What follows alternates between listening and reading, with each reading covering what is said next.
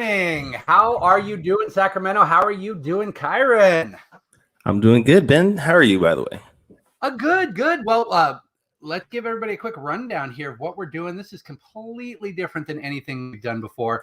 We are starting a 6-week show from 10:30 till 11:30-ish, with you as my co-host for the first 3 episodes, Amy coming on as co-host for the next 3. And it's not what we normally do. When we meet you guys, we always do interviews. We talk about just your works. But this is Brunch with Ben and Friends. And it's exactly what it is. We're just going to hang out and talk. And I got to give you credit because the name is Kyrun's. He came up with it. We were rolling all kinds of things around. And he was the first one. He's like, why don't you just call it this? I even decided to bring something to eat. I got a little scone from breakfast. So this really is my brunch at this point. So you know what? I brought something for brunch too. I brought a little something to. Yeah, how much alcohol is in that though? It's just tomato juice, sir. Sure it is fermented. It most fermented tomato juice. So yeah, we're going to be meeting locals. It's not just going to be about creative. It's going to be about Sacramento in general. I mean, who do we have? The V. Miller Meats is coming.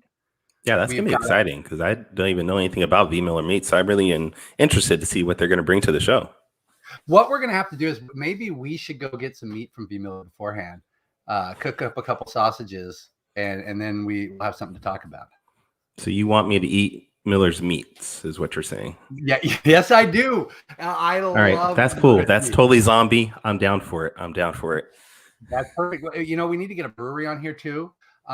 There's just so many things around Sacramento that are fun that I'm looking forward to talking to. So what have you been up to, buddy? I don't get to see you in the shop very often because of everything going on. Yeah, I mean, I've just finished a couple of different projects. I just finished some artwork for the follow-up to Cthulhu Invades Oz, which is Cthulhu Invades Wonderland. I don't know why I got selected again, but it was fun. That was about 4 pages on that, 4 or 6 pages I did. And that's coming out end of this year for Kickstarter.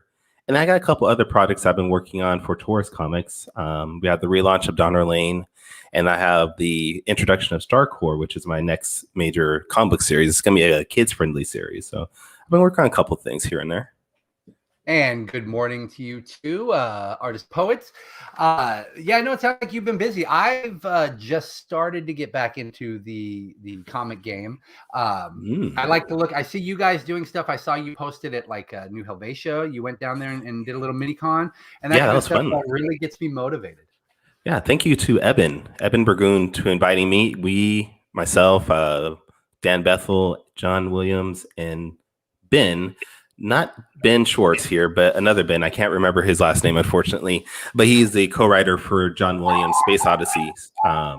Sweet. Did John make it down too? Yeah, we were all there. It was the 4 of us. We were Evan's guinea pigs, and we had a great time. We made a few sales. They drank beer. I don't drink beer, so I drank water all the time. Your pugs are sad that they didn't get to come, I hear. I hear Dylan. I apologize. This is one of the problems with brunch at my house. Dylan got a bath this morning, and she's going a little crazy over every little thing. Wow. So, Dylan, come here. Oh, are we showing off dogs now? Is that what it is? Well, I'm just trying to get her to be quiet. It's absolutely ridiculous. The house is, and now she's got Rolly going. But yeah, no. See, my dog is quiet right now. She's good. You need to train your dog better. I really do. You're going to have to show us her here. She comes down to the shop every once in a while, which is really fun because Dylan used to play with her. Well, you're thinking about Princess Leia. I'm talking about my new dog, Chewbacca. I have not met Chewbacca. Come here, Julie. Come here. All right, she's not going to be nice right now. She's laying down right there, and she's staring at me like, why are you bothering me? I wish my pups would do that because they do the opposite. They're like, why aren't you picking me up? Why aren't you giving me love? So well, there we go. That's all she wanted, with a little bit of love here. So good. So you're still creating, you're keeping things going. I love it. Like I was going to say, Eben has his hands in creating all kinds of stuff. He also has his hands in orchestrating things, including the Crocker Con, which fingers crossed we'll get to. Well, wait, we did it earlier this year, didn't we? No. I got okay. So, but my understanding is there's a possibility it'll come back hopefully beginning of next year, but a lot of that's up in the air at this point. Okay, all right. Well, then we'll play it by ear. But I know things have been starting to go on, and we have Jen Monson joining us, who Ooh, you know, I do. and we're going to talk to her about what she's been up to, artist wise, and of course, just in general. Good morning, Jen. Good morning. Hey, it's always great to talk to you. Hi, I do get to see almost on a weekly basis because you make a Saturday trip down to the shop often. We Just didn't Every come Saturday? yesterday, though. well, they're out to Every- lunch anyway, so they're like, well, as long as we're out, we might as well go stop by. Yeah. And I'm jealous you get one- to see Jen that often then. There's something for you in the shop from Jen right now. I know. He Jen knows. did something amazing. She drew a picture of my character, Saw the Lightning Wielder, as a whale, a part of her Adore Whale series. And I haven't picked it up yet. Adorable. Adorable. I can't pronounce it. Adorable. Okay. There you go. Adorable. Adorable.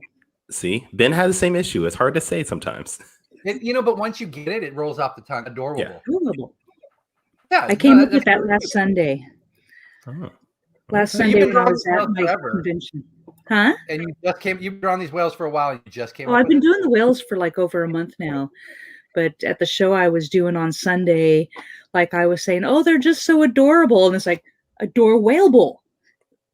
That's what I'm calling them now. Inspiration. Yes. Well, we were just talking to Kyrun about he did a new Helvetia brewery con. You just did Sinister Con, so things are starting up again. For those of us who didn't get to go, what was it like? Was it packed? Was it how do they manage it? Well, Sinister Creature was awesome. I mean, it wasn't packed, but it was there was a lot of people there. And I mean, because like the last Sinister Creature I did before COVID, there was just so many people there that people couldn't walk down the aisles because it was so packed. Wow. And this time, of course, it was in a bigger venue. Things were spaced out a lot farther. And so maybe there was the same amount of people. I don't know, but it just didn't feel quite as packed. But with my sales, I did like the best I've ever done in any one-day show ever ever since I've even SAC Anime or FanX. I've never done that well in one day. Wow, that's amazing. I mean, especially because your artwork isn't really I'm not creepy and sinister. gruesome. Yeah, it's not sinister. So to see that your artwork translates to really any realm is really good to hear. Well, and I was hearing I thought people, you were gonna say, especially since your artwork isn't very good. Oh, I would never say that. I would never. No, I was feeling love kind of Jen's guilty artwork. because people are saying, they're like, oh yeah, I made 4 times my table, and oh yeah, I made this, and I'm like, then I'm not going to tell you how much more I've made than you did because now I feel guilty. No, never feel guilty about doing good at a con. I mean, because it's not like you had direct involvement of them not doing good. Before.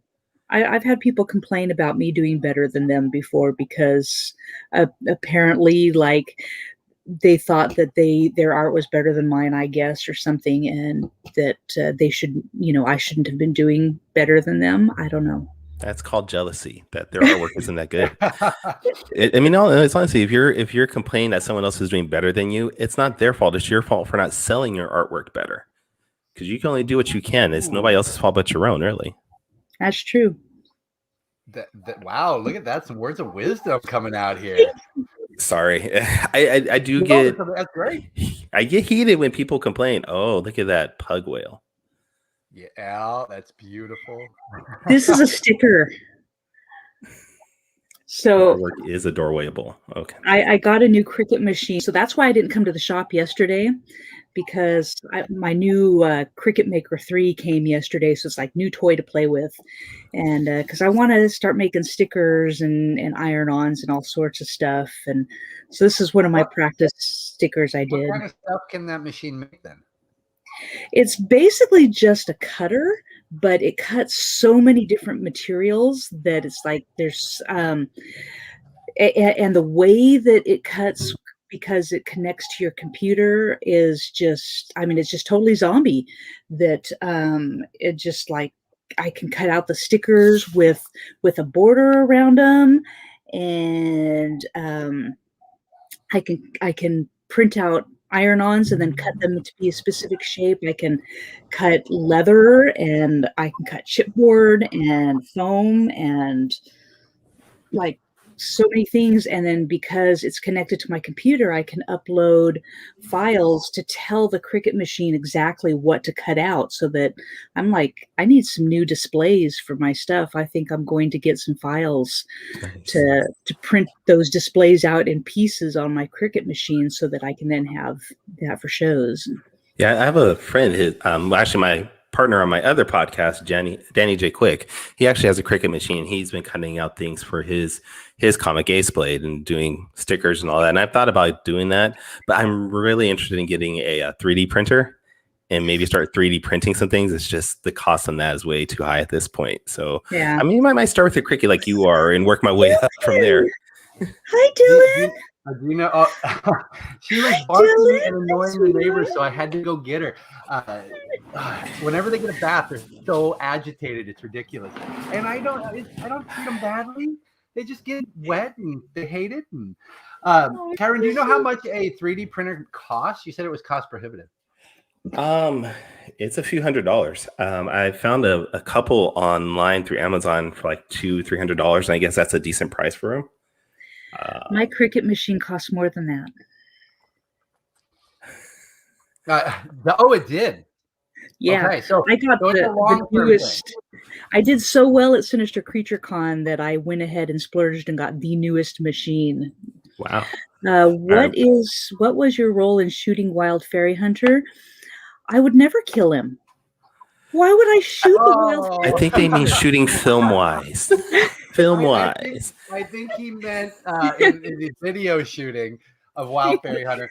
I'm glad he brought that up, because Wild Fairy Hunter is a Sacramento local who has uncovered fairy communities along the Sacramento River. And did you have a role in that?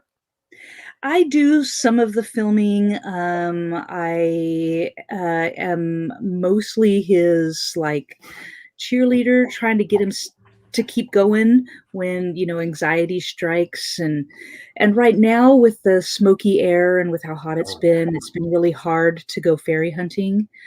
So just trying to figure other things out. But I have done some voice work, and then he also has started asking other people to start voicing some of the fairies, so that I'm not the only voice. I do a lot of the giggles that are in his videos. When you hear the fairies giggling in the background, that's me. Well, if he needs a more raspy sounding fairy, tell him to hit me up.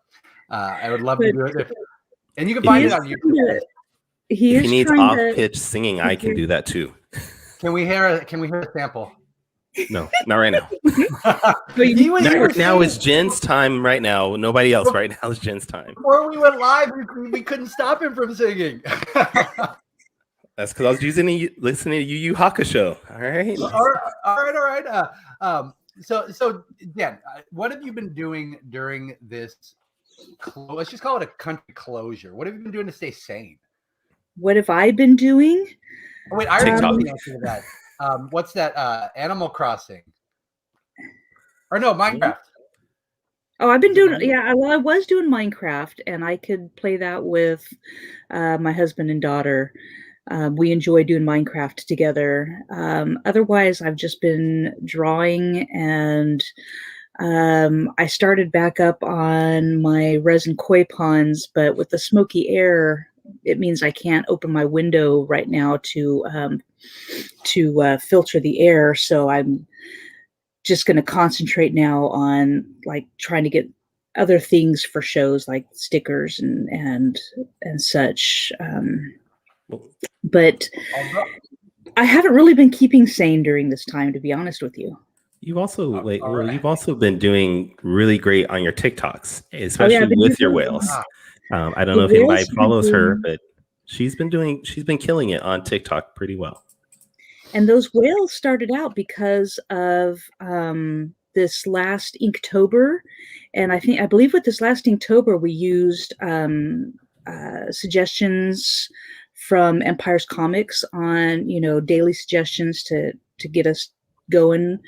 And for one of those, I did a chibi whale that I just thought was adorable and adorable. And so then I was like trying to think of, okay, I can't work on ponds like last month.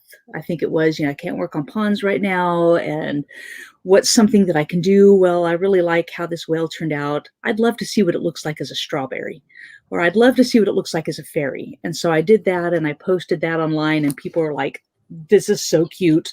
Can you do this as a such and such? Can you do your whale as a such and such? And so now I've got like, I've been putting my suggestions in a notepad, and I've got like 6 or 7 pages here of suggestions for whales that I need to get through from people.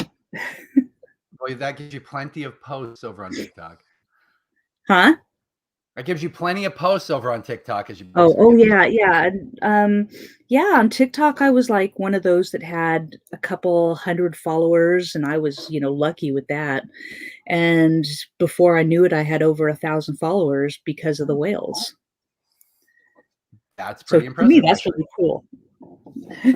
Huh?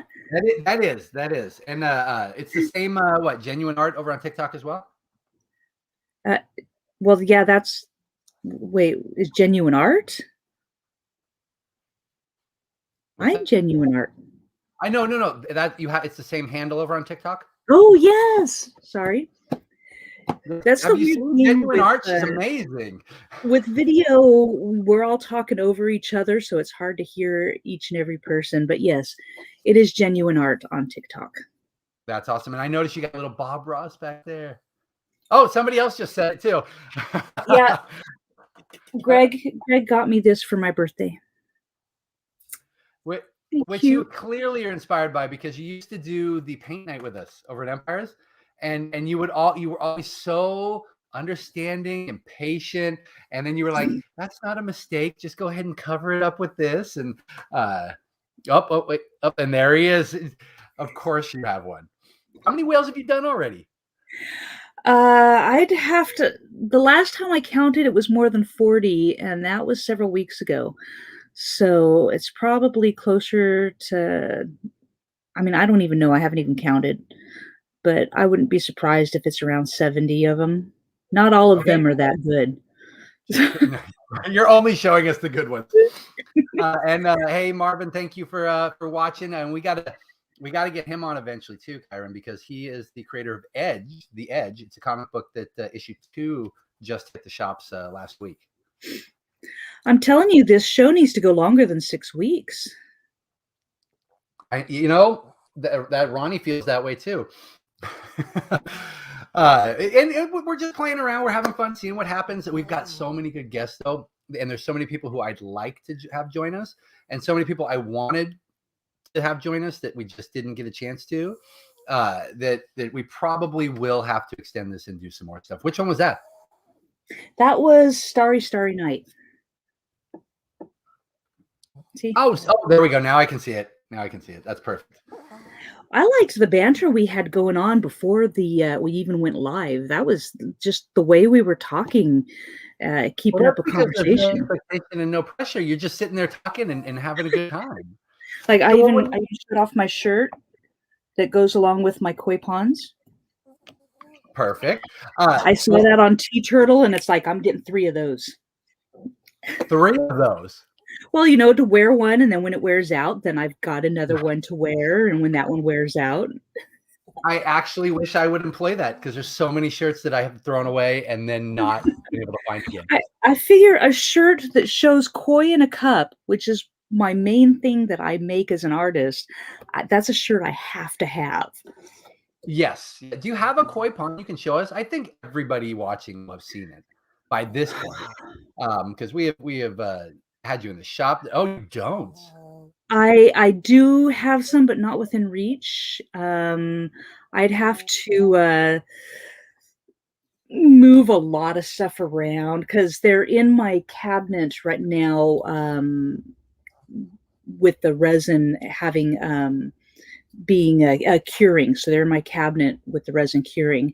Otherwise, any that are done are in a box ready to go to the next show. So I don't have any that I keep out and about. Okay, that's all right. They will definitely see one on one of these videos again, or in the shop. Or as we following go. me online. Follow me on Instagram and stuff, and you will totally see some. Which is, of course, genuine art. And go to Sac Anime. I'm beat Sac Anime, so gotta come Is that to that. coming up? It's coming up in like 2 weeks. I'm double checking my calendar here. Is that a pug snore I hear? Probably. September 3rd, 4th, and 5th. Okay, 4th. Are you heading over there, Kyrun?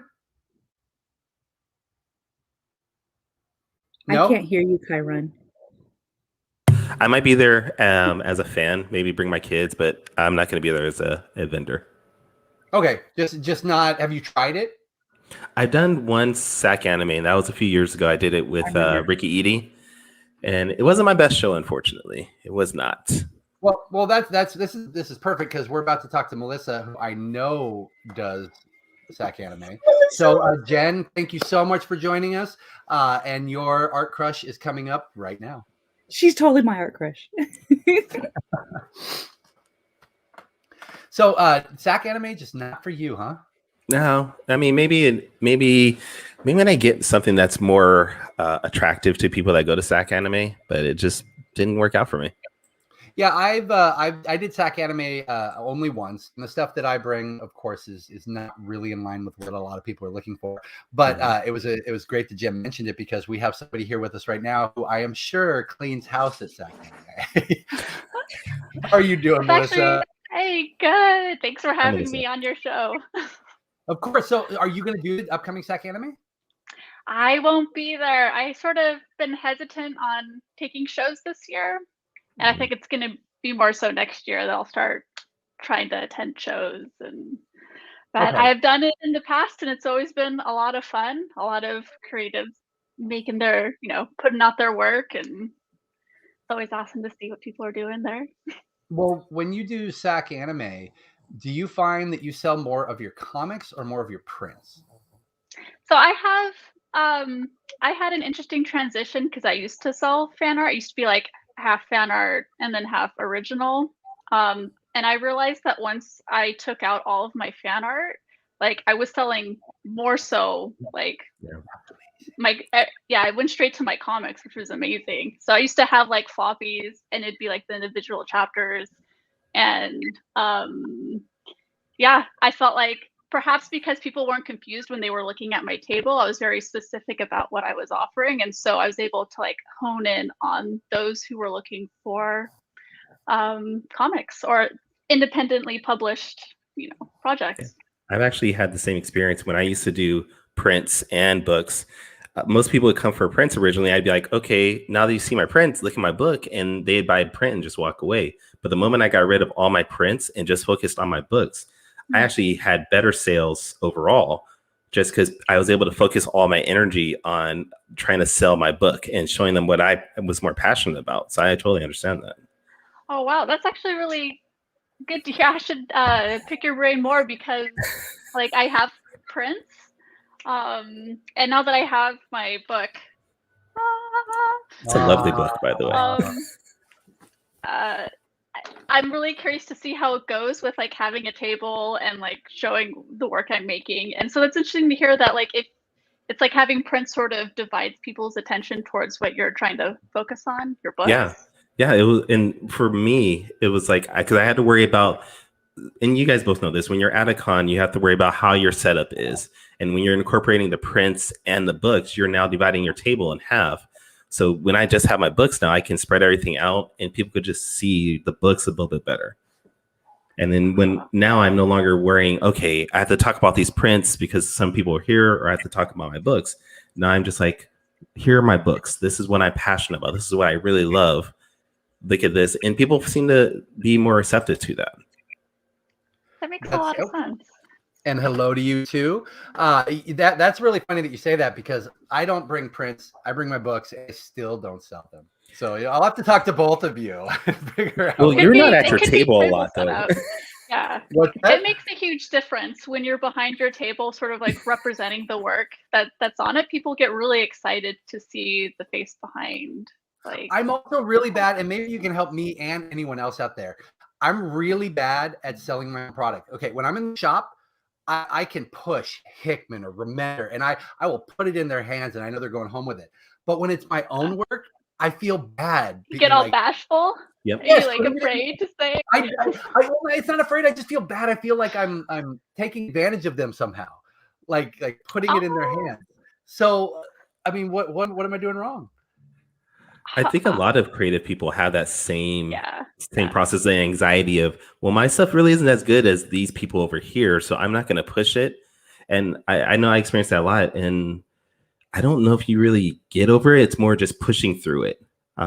You can practice at home. Like I've practiced a couple times in a mirror, just my sales pitch, and just getting comfortable with saying it over and over again. Practice with your friends, your family, and just do your best to regurgitate everything that you that works for you. And that's the only thing I've come across. And that's not a bad idea too, because you got to have the I can be long-winded sometimes, and you got to have that 30-second elevator pitch, essentially. Yeah, exactly. Okay. Or you could be like Melissa and have like beautiful books that just attract people as they walk by, and that works too. Get stuff that like shimmer and then get a light. Yes, can hold that up again? I want people to see this. Can we see the side too to see how thick it is? Like That, absolutely It's the beautiful. side. Yes. In fact, I have gone through so many of those. We just got another order in from you. Thank you. They're on the shelves in the shop. I'm sure they will go quickly. And I gotta say, I hit you up, and you were wonderful. I appreciate all the information you gave me, because I'm finally doing a Trixie Dynamite hardcover, and I literally, when I was looking at printers and what I wanted to do, I would pull your book off the shelf. It is absolutely beautiful. So thank you for all your help. and everybody I've talked to about your book, I've told them it's one of my favorite books from last year. It's beautifully drawn. The story is fantastic. And if you're looking for something that's different than your standard comic book, that's what I tell everybody to go to. And the first few chapters are just the way your storytelling without really words really is just. Are you bringing up pages that people can see? Yeah, I try to find like some of my favorite pages. Yeah. I mean, I was looking at pages and I was like, oh my, see, like these are the way you're using the watercolors. You don't get that a lot. It's just a beautiful book. But you're still using like a digital watercolor, right? Or no? So I used to, when I did my illustrations in Photoshop or in Coral Painter, and then I would use like the watercolor stuff. But when I started my comic, I wanted to streamline the process, because you know how it goes with, you have to try getting it out. And so it was faster to just do everything in Photoshop. And I think what helps is that I tend to work light and then I build up, which lends towards that watercolor aesthetic. And then also using like textures to, you get a lot of fun, happy accidents with using textures in layers and like adjusting like the different. 2 Bob Ross references in one show. This is amazing. It's gonna be a theme now. We're gonna have to work it in every single time we do this. It's digital though, but you do hand drawn stuff too, right? I have, yeah, a lot of watercolor with, or actually gouache. I was more into gouache with color pencils. But I've been so focused on my comic work that I haven't really been doing traditional work. Didn't want to know what gouache was. Yeah, gouache. Oh, gouache is it's a little bit different than watercolor because you can reactivate it with water again. And it's more heavily like pigmented if you wanted to get more solid colors. I'm trying to figure out a good way to describe it. Would I know the difference if I saw two side by side, or are they very similar and it's just the actual like texture and use of it? So if you were to water down gouache, it looks very much like watercolor. Or you can layer it on and it can almost remind you of like more acrylics, oils. where it has more of a solid. So it can kind of like, depending on how you use it, give you a different impression. Okay. Nice. Okay. So you said you're not doing any cons till next year. We've already, just so everybody knows, we've already got Melissa locked for the Free Comic Book Day 2022 at Empire's Comics, as well as Kyrun and Jen. We're all in good company here, where we can hopefully go big again. So hopefully we'll be able to get you back here. Now, and Marvin. And Marvin, yeah, he's going to be here. He's in the chat right now. We've got a lot of people and a lot of new people coming. But you're working above the clouds was a labor of love. Like it took you a while, and you put 5 years. everything you had in 5 years. Oh my God, that's awesome. 5 years. Wow. And it paid off. It paid off. But you are working on something new now, right? I am. So I have like projects I've been working on that I can't share, and it was driving me nuts, especially with the pandemic where you feel very isolated to begin with. And I wanted to work on something, again, where I was doing a webcomic where I get to share and update the pages. And so I don't know if you can see this. So this is a flyer I made. It's my new webcomic called Monster Heart. And I have just started updating it on my Patreon right now with plans. Like once I get a good queue going, I'm probably going to try releasing it on Webtoons. But for now, it's free for my patrons, and then like a week later it goes public. So if you want to catch up, you can check it out now. Same handle, Teacup B, be able to find it. But yeah, this is what's been keeping me sane during the pandemic. I gave myself a goal where I'm like, I'm just doing a story. As long as I get a page done, like it's already a success. So yeah, I like thumbnailed out 58 pages and it's all lined. And right now I'm going through the process of just coloring everything and kind of going back and forth between doing a traditional version and a web version. So what's your 30-second pitch of Monster Heart? Oh my goodness. Yeah, I don't know if I have. Do you like monsters? No. It's getting boiled down to a 2-second pitch. Do you like monsters? Man. Dude, I haven't practiced that yet. Just because just making it has been like the most important thing. Well, then what is the premise with no pressure on a 30-second elevator pitch? So Monster Heart is about this city, Monster City, and this only monsters are able to enter it, and this human God damn it, shoot. Was that a spoiler? Oh my God, cut Ronnie. Cut. Was that a spoiler you just let out or what? I have like a write-up. I have a write-up that I can show. Yeah, and while you pull that up, you said you outlined 58 pages. Is that the extent of it? It's the prologue. So if it does well, I'll continue it. Wow. And then I have outlined premises for 3 books that follow up after it. Wow. All right, J.R. Tolkien. Yeah. 3 graphic novels of this coming out. Yeah, 58 pages is just the prologue before chapter 1. That's amazing. Okay. This is the line I have. A lonely bounty hunter finds a home within one of the most dangerous cities, Monster City. They say home is where the heart is. Maybe she's more monster than human. Oh, okay. Oh, there we go. That's a perfect 30-second elevator pitch. Nice. I know. Why didn't you just read that the first time? I didn't have it ready. Well, yeah. That's all right. So how many pages are up on Patreon now that people can go... Oh, another cat. No, it's a monster. It's a monster. My own monster. What's it? So there are about 3 episodes up.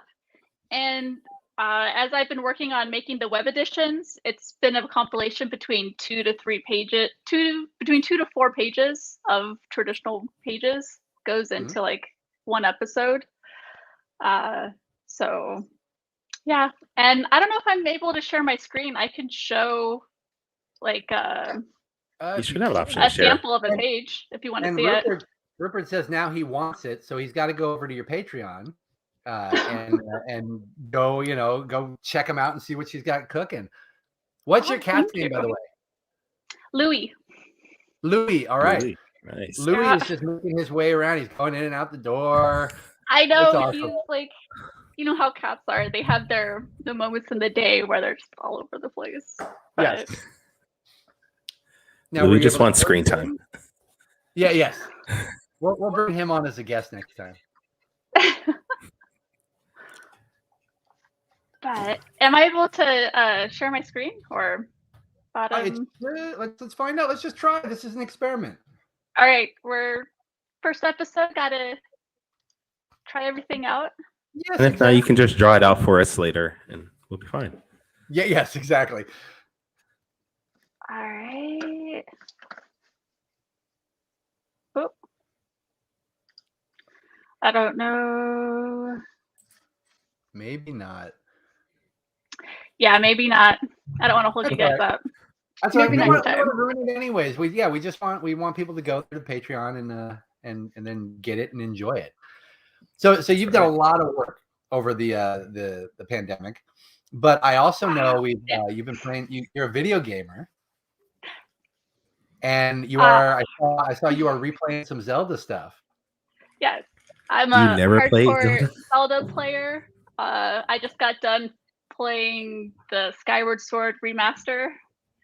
And how was it? And it was a lot of fun. It was I played it on the Wii, and I was pretty frustrated with that version, trying to use the controllers, and it kind of like would take me out of the game. And I feel like they've heard a lot of the complaints from the fans, and they addressed a lot of those issues within the Switch version. And so if you did not have fun with the Wii version, I would totally pick up the Switch version and try it out. So for you, this was better. What was that? Was this better than the original then? I think it's better.